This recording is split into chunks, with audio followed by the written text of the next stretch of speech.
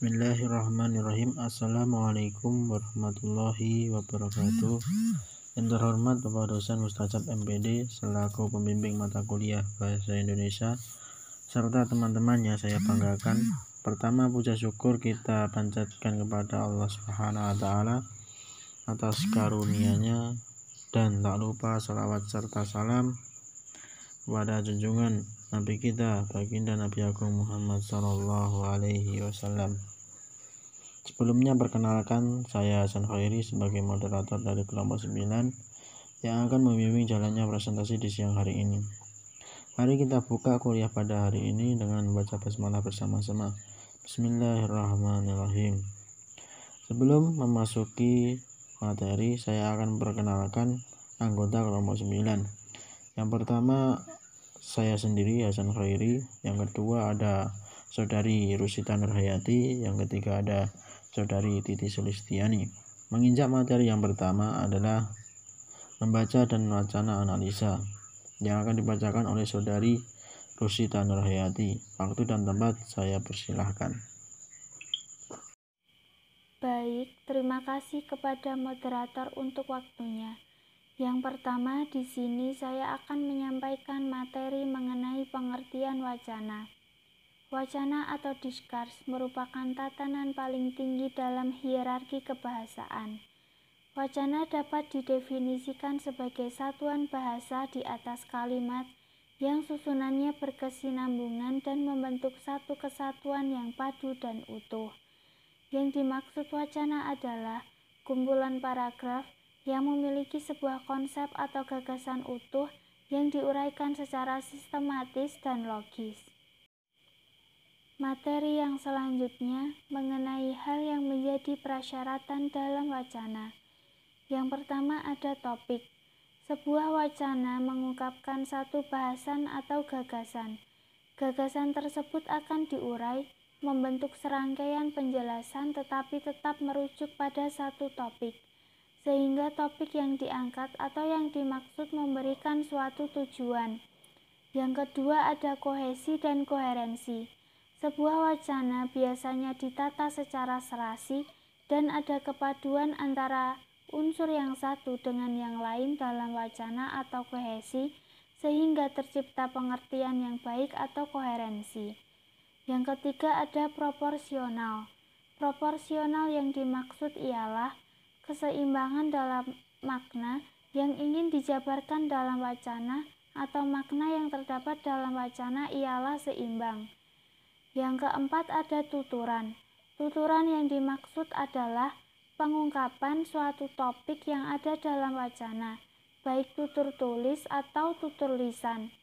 Tutur kaitannya menjelaskan suatu topik yang terdapat dalam wacana, dengan tetap adanya kohesi dan koherensi yang proporsional di dalamnya. Cukup materi dari saya. Untuk materi yang selanjutnya akan disampaikan oleh Saudari Titi. Waktu dan tempat saya persilahkan. Baik, terima kasih atas waktunya. Sekarang saya akan menjelaskan tentang jenis-jenis wacana. 1. Wacana narasi. Wacana narasi merupakan sesuatu kejadian secara runtut sesuai urutan waktu. Sebuah wacana narasi dapat dibangun dengan unsur-unsur sebagai berikut. A. Tema. B. Alur. C. Watak atau karakter. D. Suasana. E. Sudut pandang.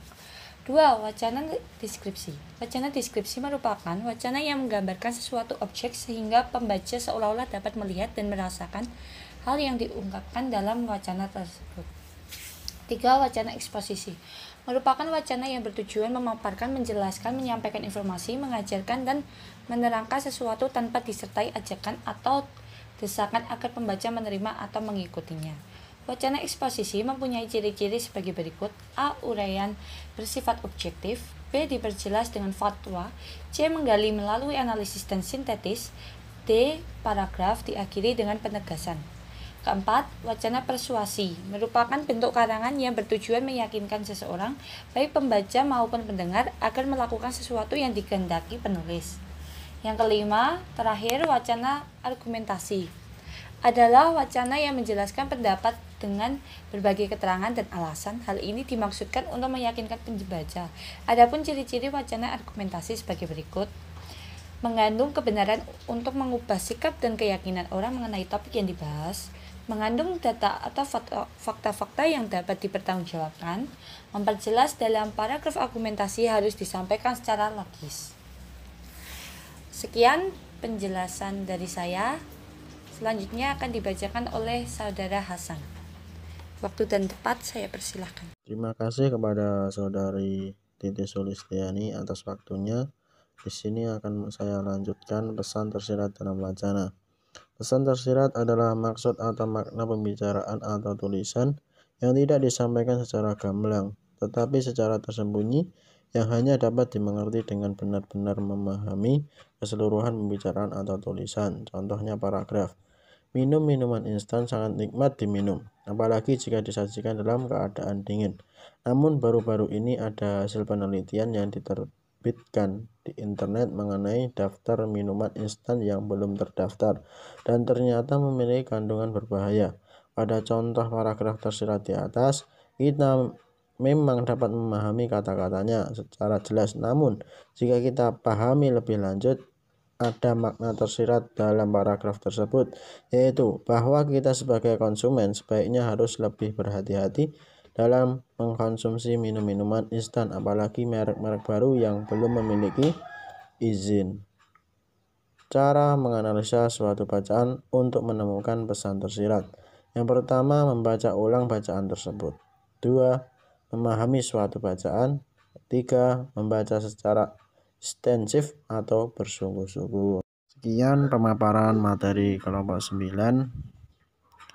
Dan terima kasih kepada teman-teman yang mau menyimak video dari kami, dan saya akan membuka sesi tanya jawab bagi 3 orang penanya.